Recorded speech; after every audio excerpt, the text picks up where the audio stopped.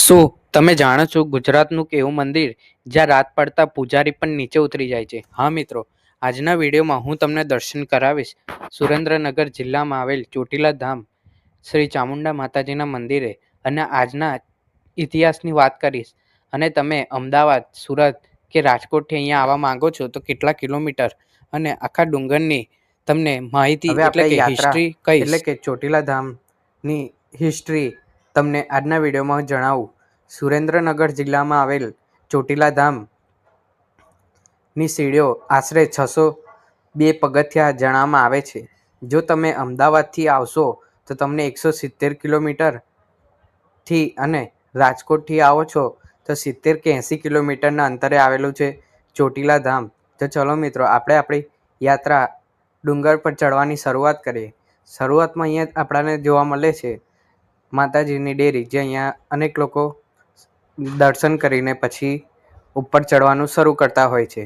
તો મિત્રો, મેં પણ અત્યારે શરૂ કરી દીધું હતું. તમે આ જે બધી જગ્યા જુઓ છો, જ્યાં પહેલાંના જમાનામાં એટલે કે ઘણા વર્ષો પહેલાં અહીંયા ઝાડ હતા, પણ અત્યારે અહીંયા ફર્નિક્યુલરનું કામ ફૂલ જોશમાં ચાલી રહ્યું છે. એટલે આવનારા 2-3 વર્ષોમાં અહીંયા લિફ્ટની સુવિધા કરી દેવામાં આવશે. મિત્રો, આ એક એવો સ્ટેપ છે કે જ્યાં ઘણા લોકોને થાક લાગતો હોય છે, કેમ કે આ એકદમ સ્ટેટ છે ચડવાનું. આ એનાથી ઉપર થોડાક આવશો તો ત્યાં પણ સ્ટેટ છે, એટલે જો ઉંમરલાયક હોય તો એમને અહીંયા વિશ્રામ કરવો જોઈએ, જેથી શ્વાસ ના ફૂલે. અને આપણે જવાન યંગ હોય તો આપણે ધીમે ધીમે ચડી જતા હોઈએ છીએ. વાત કરીએ તો અહીંયાથી તમને હાઈવે એટલે કે એકદમ સુંદર નજારો જોવા મળી જતો હોય છે. હા મિત્રો, તમે આ જુઓ, કેટલા શ્રદ્ધાળુઓ માતાજીની ભક્તિ એટલે કે અખૂટ સેવા માટે માતાજીના દર્શન કરવા માટે 602 પગથિયા ચડીને આવતા હોય છે. આપણે ચડતા ચડતા શ્રી મહાકાળી માતાજીનું મંદિર પણ જોવા મળ્યું હતું. આ આખી ચોટીલા સિટી એટલે કે ચોટીલા ધામથી ઉપરથી દેખાતો આખો વ્યૂ પોઈન્ટ છે. અત્યારે અહીંયા ફર્નિક્યુલરનું કામ ચાલી રહ્યું છે. આવનારા 2-3 વર્ષોમાં અહીંયા કામ પતી જશે અને લિફ્ટની સુવિધા મળતી થઈ જશે.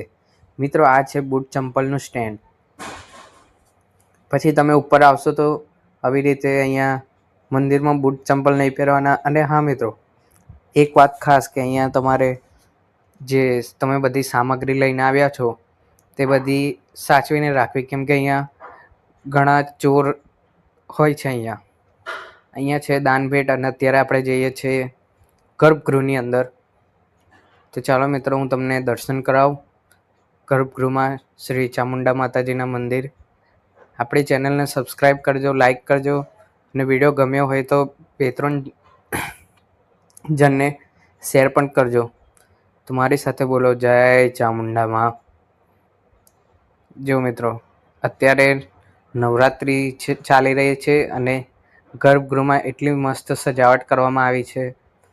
અત્યારે બધા અહીંયા લાઈનમાં ઊભા છે દર્શન કરવા માટે. તો આપણે પણ લાઈનમાં નંબર આવશે એટલે હું તમને નજીકથી દર્શન કરાવું. મિત્રો, ઇતિહાસની વાત કરીએ તો ચંડ અને મુંડ નામના 2 રાક્ષસો હતા. તેમનો વધ કરવા માટે બધા દેવી દેવતાઓએ ચામુંડા માતાનું સ્વરૂપ લઈને પછી વધ કર્યો હતો, ચંડ અને મુંડ નામના 2 રાક્ષસનું. ત્યારથી ચામુંડા માતા અહીંયા ચોટીલા પર બિરાજમાન છે, એટલે અહીંયા જ બિરાજ્યા છે. જો કોઈને ચલાતું ના હોય તો નીચે પણ સેવા ટ્રસ્ટ દ્વારા મંદિર બનાવવામાં આવ્યું છે. મેલડી માતાજીનું મંદિર છે ડુંગર પર. કહેવાય છે કે કાલભૈરવ આખા ડુંગરની રક્ષા કરતા હોય છે. આખા ડુંગરની રક્ષા કાલભૈરવ દાદા કરતા હોય છે, એટલે જ. અને અહીંયા શ્રીફળ વધેરવાનું છે. તમે નીચેથી શ્રીફળ લઈ આવો તો અહીંયા માતાજીને અડાડીને પછી તમે ત્યાં શ્રીફળ વધેરી પણ શકો છો. અને જેવી તમારી ઈચ્છા. બાકી તો આમ તો શ્રદ્ધા છે. પછી ત્યાંથી આગળ વધતા ત્યાંની બાજુમાં જ આ ચામુંડા માતાજીનું આખું મોટું દઈને ત્રિશૂળ છે. ત્યાં બધા કંકુ ચડાવતા હોય છે. અને હા મિત્રો, આ એક એવો સિંહ છે જે રાત પડતા એની અંદર જીવ આવીને તે માતાજીના આખા ડુંગરની રક્ષા કરતો હોય છે. તો આ છે સિંહ, જે ચામુંડા માતાજીનું પ્રતીક એટલે કે સ્વરૂપ છે. અત્યારે હું લઈ જઈ રહ્યો છું તમને માતાજીના મંદિરની પાછળની સાઈડ. આ જુઓ મિત્રો, ધજા કેટલી મસ્ત ફરી રહી છે. અને આ એક વ્યૂ પોઈન્ટ છે. જો તમે રાજકોટ અમદાવાદથી હાઈવે પરથી ગુજરતા હશો તો તમને આમાં અને ધજા દેખાતી હશે રાત સમયે, અને દિવસે પણ દેખાતું હોય છે. કે એટલે ડુંગરની ઊંચાઈની વાત કરીએ તો આશરે 1173 મીટર ઊંચાઈ પર આવેલો છે. અત્યારે આપણે અહીંયા સિક્કો ચોંટાડે પણ આપણો સિક્કો નહીં ચોંટે. આ તો બાકી શ્રદ્ધાની વાત છે. ઉપર તમે દર્શન કર્યા હશે. અત્યારે હું નીચે તમને લઈ જાઉં છું. ઘણા બધા દેવી દેવતાના અહીંયા નીચે મૂર્તિ એટલે કે દર્શન પણ હોય છે. તમે ઉપર દર્શન કરશો પણ નીચે પણ તમારે દર્શન કરવાના હોય છે. આ છે માતાજીનું મંદિર, એટલે કોઈક માતાજીનું મંદિર છે અહીંયા. નહીં, આ મહાદેવ દાદાનું મંદિર છે અને આજુબાજુ રિદ્ધિ સિદ્ધિ એવી રીતે છે. સંતોષી માતાનું મંદિર છે મિત્રો. પછી ત્યાં જ બાજુમાં 7 માતાનું મંદિર છે, એટલે કે 7 બહેનો, ખોડિયાર, ચામુંડા માતા, એવી રીતે 7 બહેનો છે. 7 બહેનોનું મંદિર અહીંયા બનાવવામાં આવ્યું છે. પછી ત્યાંથી સામેની સાઈડ સ્વયંભૂ દેવી એટલે કે આખા જગતના માતાજીનું મંદિર છે.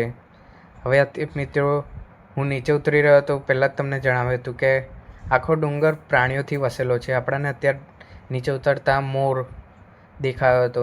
અને આજે છે રવિવારનો દિવસ, તો ઘણા બધા લોકો માતાજીના દર્શન કરવા આવતા હોય છે. અને આ જો મિત્રો, અહીંયા પથ્થરનું ઘર બનાવવામાં આવે છે. એટલે કે જે લોકો શ્રદ્ધા રાખતા હોય છે તે લોકો અહીંયા પથ્થરનું ઘર બનાવતા હોય છે. અહીંયા તમે ઘણા બધા ઉતરતા વખતે ઘણા બધા પથ્થરના ઘર બનાવેલા જોશો. તો મિત્રો, તમને આ વિડીયો કેવો લાગ્યો જરૂરથી કોમેન્ટમાં કહેજો, અને આપણી ચેનલને સબસ્ક્રાઈબ કરજો.